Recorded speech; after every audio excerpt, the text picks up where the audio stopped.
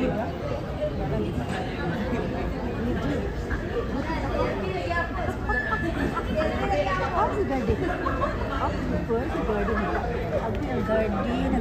magini-juicy ni si Gardy.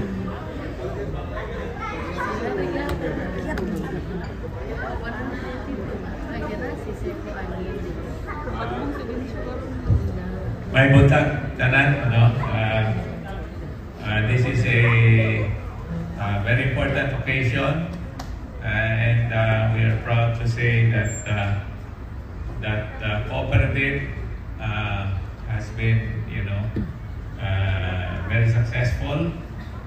And today is like we're witnessing the new recycled set of officers. And that means they're doing their job well. That's why they are being returned to duty. So anyway, nantulo naman eh. Wala mo ba dere? Okay, so okay, the reading of the oath. I state your name.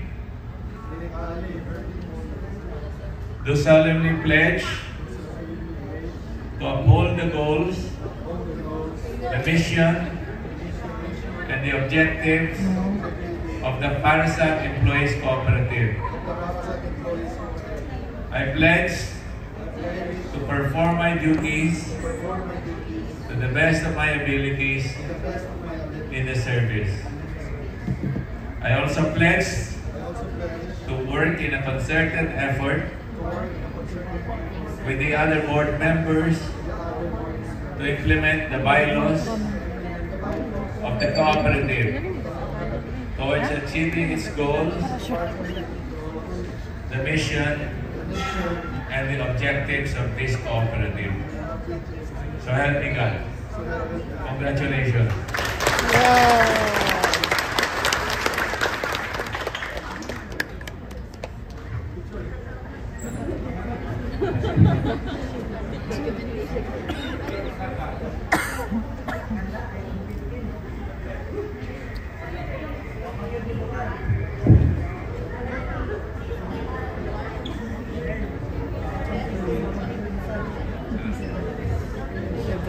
Padayon ko ang inspirational tungkol sa atong kooperatiba and with the cash availability of around 4 million. No?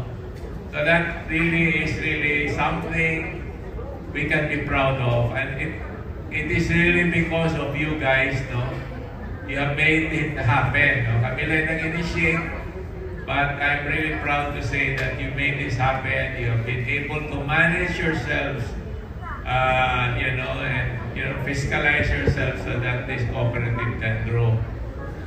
Ang atong group of companies is steadily growing, no? And in the next few years, madugangan pag-ibig siya because naanadayon siguro ang property group, no? Will have be another wing, no? Ang property group, which will be involving ang pag-develop na gyud sa atong uban nga mga properties diri in Cagayan, in Opol, in Dahilayan, maybe even Claveria. No?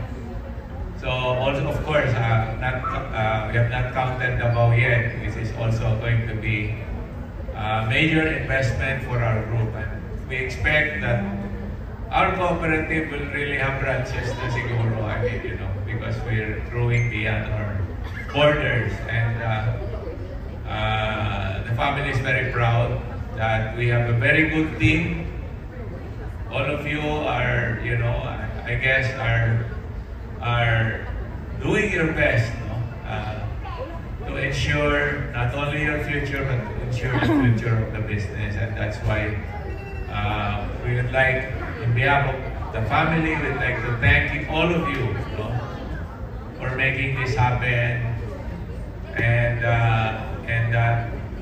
we're extremely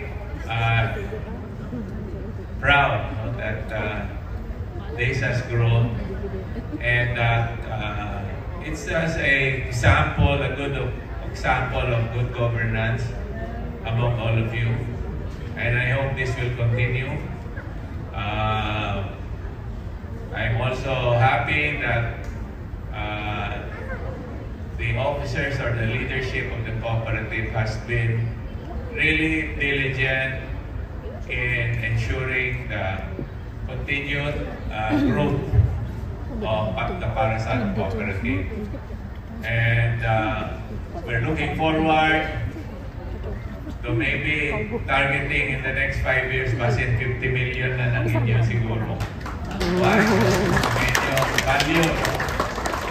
And kay we expect growth, especially that now we already have plans of moving beyond Mindanao. Kay nanatay karon, formally I tell you that we just acquired a national franchise, a national telephone franchise. This will mean that there is opportunity for us to grow, not just in Cagayan de Oro, Davao, Region 10, but beyond all of this. No? And we're quite excited that this will happen in our lifetime. Kita papadakop na ito ang atong group. No? Dili lang siya sa telecommunication at cable TV. It will go beyond that. Na naman ang tourism na ito, which is also steadily growing. Ang property na sa tayo ng ato nakita ang opportunity to grow, as well as the hospitality business. Tanaw namin karon sa nato nga masugdan na po ni development sa atong para property, no? Because nakinala na ginao sa kabagong hotel that will serve not only the Seven Seas Water Park, but will also cater to more events. No? Kaya namong events sa sunod na siguro in the next 5 years, dili na mo gamitin diri. Dito na ta sa atong bagong property dito sa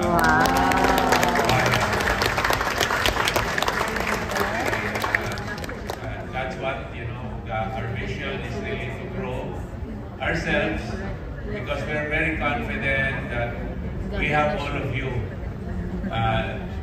We have all of you who have been working very hard to make this happen. And we're, as I said earlier, we are extremely proud and we'd like to congratulate all of you, for this achievement.